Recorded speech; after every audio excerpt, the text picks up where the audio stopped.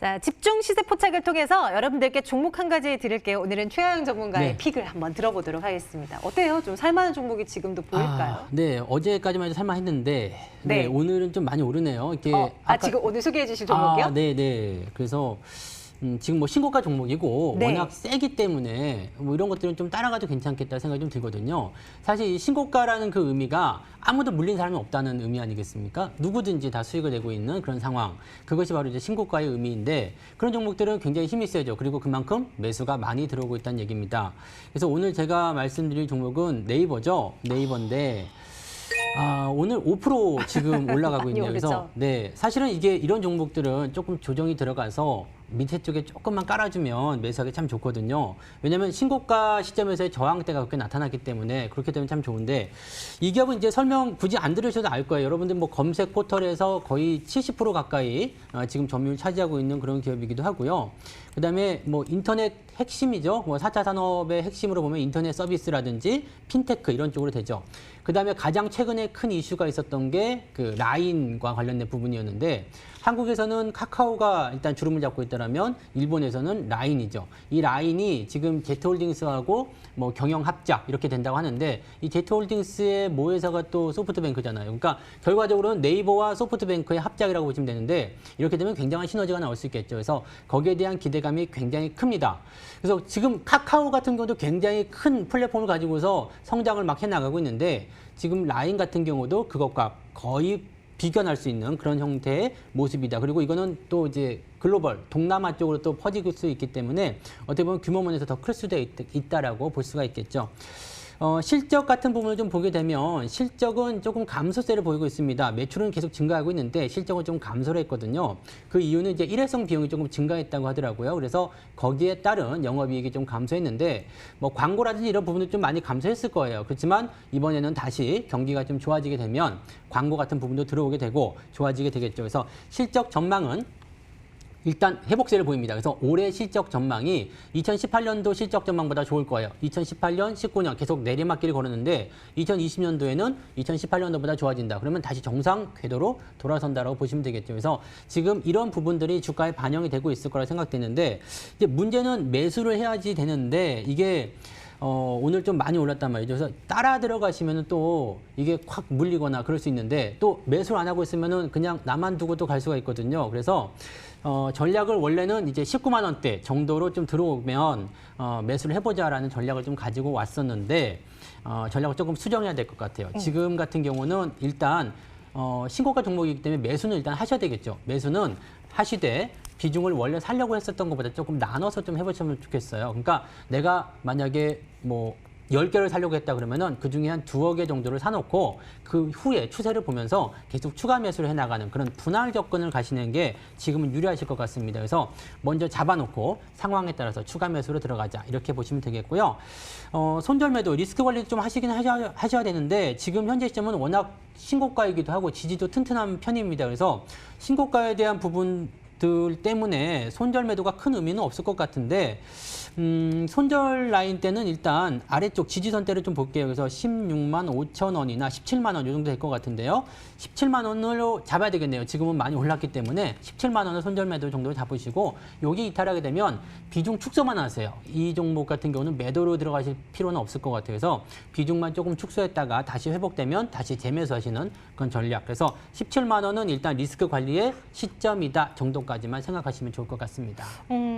목표가는 따로 안 주실 거죠? 상단이 일단 열려버렸으니까. 그렇죠. 보통 이제 신고가는 목표 가격이 큰 의미는 없는데 이렇게 신고가 추세 이후에 나가는 모습 보면 차트상에 잠깐 보시면은요. 흐름을 이렇게 추세가 시작할 때 보통 이런 대형주들은 한 40% 정도씩은 나오더라고요. 그래서 추세가 이렇게 크게 한 번씩 형성될 때마다 40%씩 나왔기 때문에 이번에도 신고가 이후에 나타나는 흐름이다 그러면 40% 정도 계산해 본다면 한 28만 원쯤 되겠나요? 네. 그 정도까지 한번 예상을 해보도록 하시죠. 네이버뿐만이 아니라 뭐 카카오도 신고가고 하이트진로도 신고가고 요즘 같은 시장에서도 신고가 기록하는 종목들 많은데 혹시 좀 비슷한 시각으로 좀 접근을 해도 될지는 카카오도 어떻게 보십니까? 괜찮을 것 같아요. 함께? 네. 카카오랑 지금 네이버랑 어쨌든 뭐 경쟁 관계. 원래는 카카오가 인터넷 은행에 튀어나가면서 네이버가 좀 밀렸었거든요. 그런데 네이버도 지금 라인을 통해 가지고 하겠다 나왔잖아요. 그러니까 카카오도 지금 좋고 네이버도 좋고 네. 둘 다 사셔도 좋은데 뭐 우리는 현금이 오늘 돈이 네이버다. 돈이 뭐 그렇게 많지 않을 거 아닙니까? 그래서 딱 고르시다라면 네. 네이버가 지금은 조금 더 좋은 것 같아요. 좋습니다. 시세 포착 종목 오늘은 잘 나가고 있는 네이버입니다. 화면 통해서 정리하겠습니다.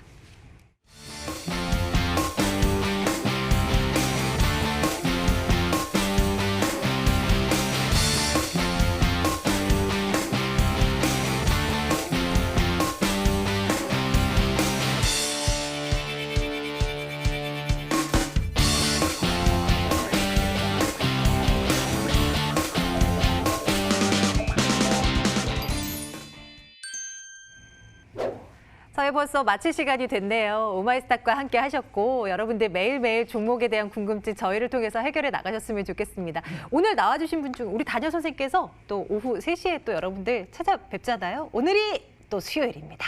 빨간맛에서 여러분들을 또 찾아뵙는데 오늘 주제 한번 볼게요. 미중 갈등 재점화 우려, 5월 증시 매도 타이밍은? 이라고 주제가 잡혀 있네요. 매도해야 돼요? 세린 메이? 지금은 현금을 확보하기 네. 때문에 지금 시점에서는 매도고요. 네네. 지수가 뭐 이런 것도 이슈에서 크게 빠져 5%, 6% 빠진다면 그 시점에 다시 매수로 전환할 수 있기 때문에 네. 지금은 일단 현금을 확보하는 쪽으로 가는 것이 저는 바람직하다고 이렇게 보여집니다. 조금 더 예고를 좀 해주세요. 조금 더 풀어주신다면 어떤 말씀 주고 싶으세요? 아무래도 지금 이 무역 분쟁이 과연 현실화될 것이냐. 네. 예측 불가거든요. 그렇죠. 근데 또. 현실화될 것이냐 이 부분을 봤을 때 일단 맛배기로 본다면 저는 현실화되기는 좀 어렵지 않을까. 이게 이제 어떤 정치적인 그 견해 차에서 나왔기 때문에 네. 그 정치적인 견해로 해법을 찾으면 경제적으로의 전의는 누구나 다 원하지 않는 경우이기 때문에 그럼요. 어느 정도 정치적으로 해법을 찾지 않을까 이렇게 보여집니다. 네.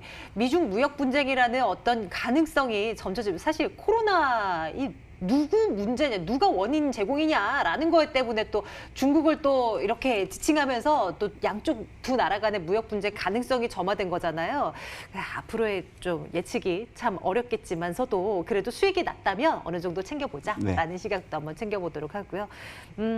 단기적인 측면에서 봤을 때는 어떤 전략이 유효한지 또 두 분의 한 말씀 좀 챙겨 듣고 또 가겠습니다. 최영일 전문가께 먼저 여쭙는다면 어떻습니까?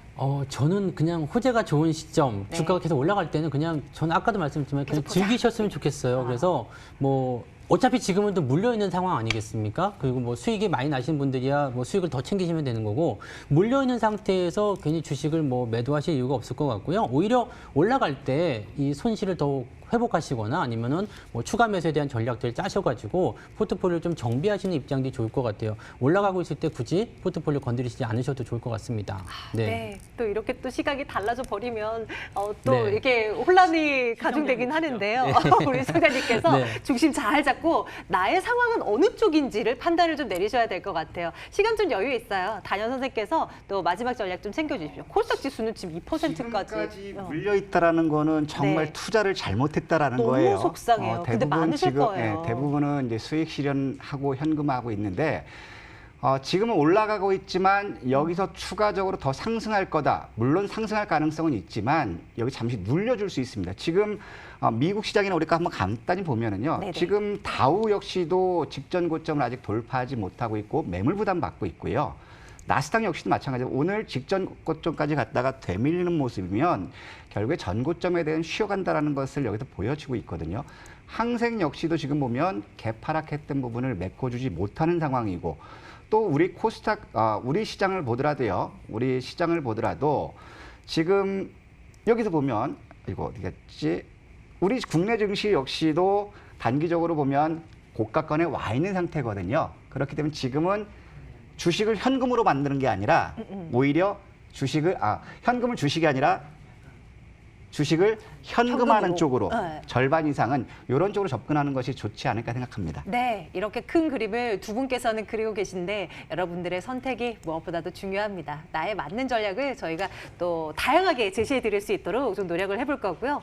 자, 오마이스탁과 함께 하셨고요. 이어지는 프로그램 빨간맛을 통해서도 또 오후장 대응 전략 챙기셔야죠. 마무리가 얼마 남지 않았는데 시장은 상승폭이 더 커져서 어찌해야 될지 모르실 것 같아요. 이어지는 프로그램도 많은 시청 부탁드립니다. 저희 오늘 MTNW 다냐 선생, MTNW 최하영 전문가와 함께 말씀 나눴고요. 내일 같은 시간에 돌아올게요. 여러분 고맙습니다.